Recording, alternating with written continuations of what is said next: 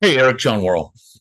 Um, I guess this goes to Vaughn and the fact that he's going to be a bit of a center of the attention in playing his former team on Monday night.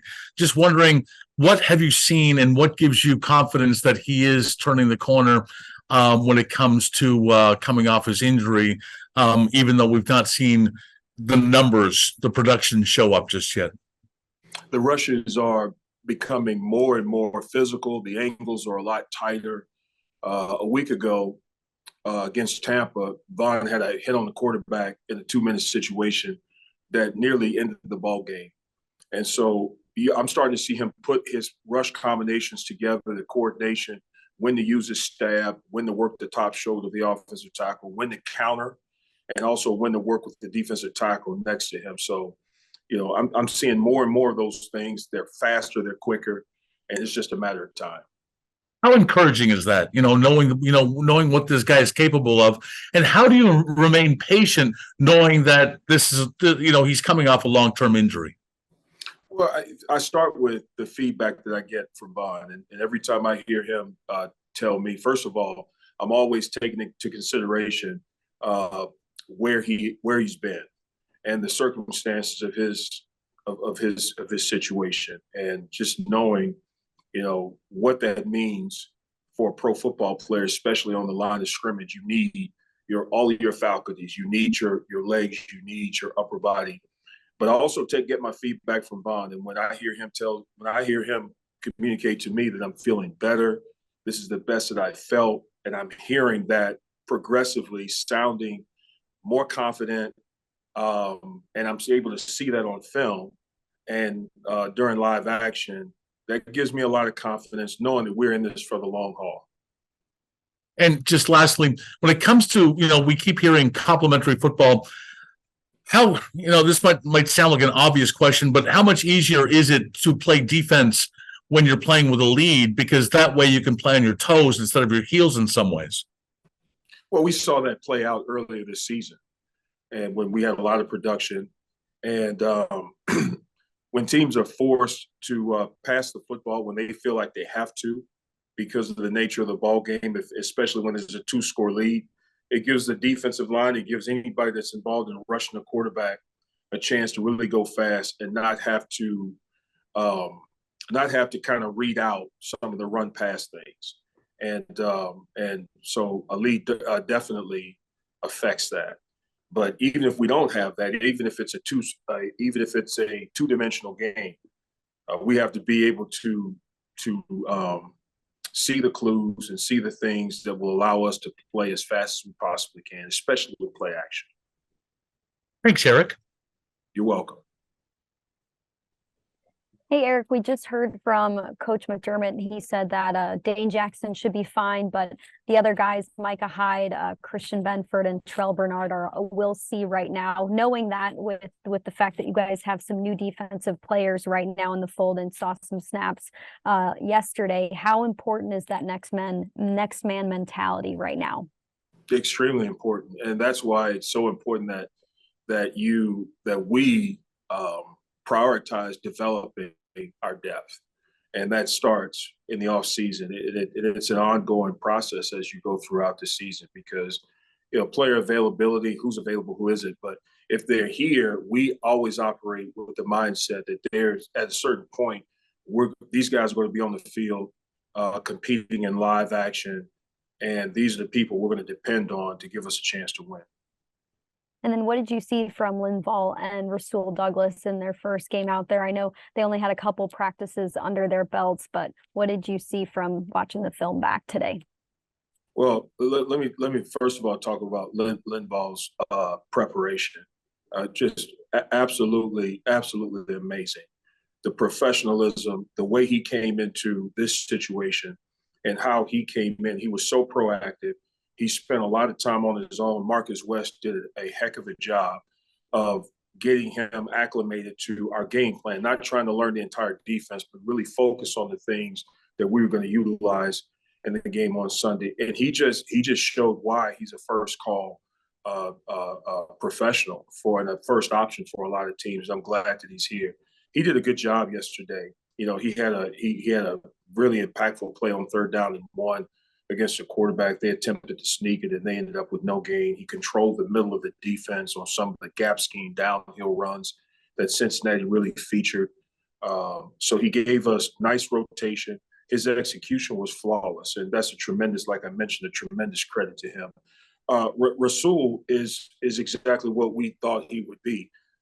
Linear player, someone who can really be disruptive at the line of scrimmage, understands route combinations, and similar to Linval, came in and really got a hold of the game plan and was able to go out and execute at a high level. So kudos to both of those guys for the way that they came in and the fact they were able to help us and to contribute in a positive fashion on such short notice. Thanks, Coach. You're welcome. Hey, Coach, this is Jay with the Buffalo News. The 3rd and 3 that Mixon ended up converting on the run, did you have the edge rushers out there that you wanted in potential anticipation of a pass play there with Von and I think it was Leonard on the field at that time? Well, in that situation, in my mind, I thought, man, this could go either way. Because we saw an and one situation be a pass yesterday. So so the guys that we had on the field, I was comfortable with them either way.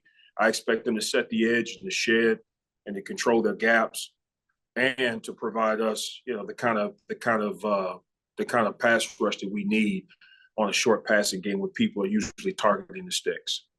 Yeah. Where is Greg Rousseau right now? Do you feel he's, is his consistency where it needs to be week in, week out? None of us are, especially when we're getting the results that we're getting. Greg's character is intact. He's as aware and as dialed in as I've ever seen him. And whatever Greg is working through, I expect him to defeat that the way that I've seen him defeat different types of obstacles in the 3 years that I've been coaching him.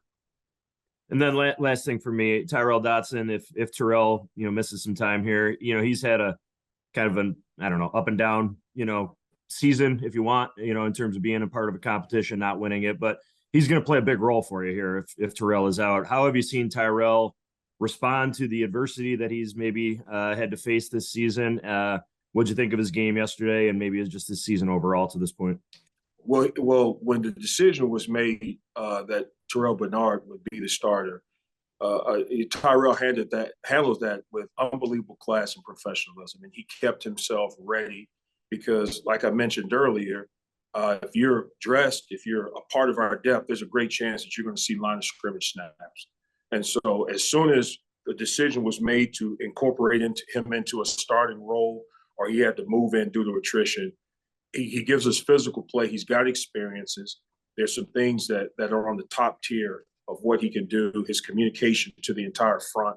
And yesterday, Tyrell moved from Will to Mike and moved from one linebacker position to the other one. And so for him to be able to do that during the course of the game says a lot about his preparation to go from to go to a communication role.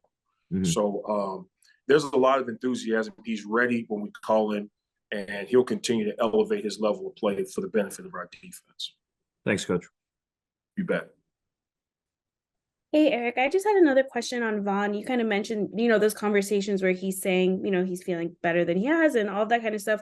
What are those conversations like during the week with him? Like, obviously, a lot of communication, I'm sure, but what is that like being like, okay, where are you health-wise? Like, what's that process like with seeing how much he can do and how he's progressing and that sort of thing? Well, I understand this. We don't have a lot of conversations about his health. Our conversations really revolve around the game plan, the opponent, where we are in terms of our position fundamentals and situational awareness, all those types of things. So they're really consistent with everyone else in the room. Some of those things that I mentioned, those are things that Von will volunteer, but he'll say, man, I'm really starting to feel this. And it's exciting to hear. It's exciting to see his confidence and to see his level of enthusiasm about him starting to round into what he's able to do and what he's used to doing. So that's kind of where some of those things go. I'm definitely interested in how he's doing, because that'll impact a little bit of how he's utilized and the situations that we put him in during the ball game. Is there anything, you kind of mentioned like what you're seeing more from him and that kind of thing? Is there anything that, you know, you feel like you still need to see from him in terms of like upping that snap count? It's kind of stayed around the same amount lately. Is there like specific things, or is it just like maybe slowly increasing over time? Well, you know, with we're all judged on really one thing, and Von's no different, and that's the production relative to the position that we're playing. And for me, it's making sure that I coach the production out of my group with what we're asking them to do. And for the guys, it's all of the normal things. It's tackles, it's hits, it's assists, it's hurting the quarterback, hitting them, and trying to get the ball away from him, and then executing when we happen to drop in the coverage. So we're looking for that production. Von has a ton of it on his resume, and there'll be a lot of that as we continue to move forward, and he advances his cause in terms of coming back from his injury. Thank you. You're welcome.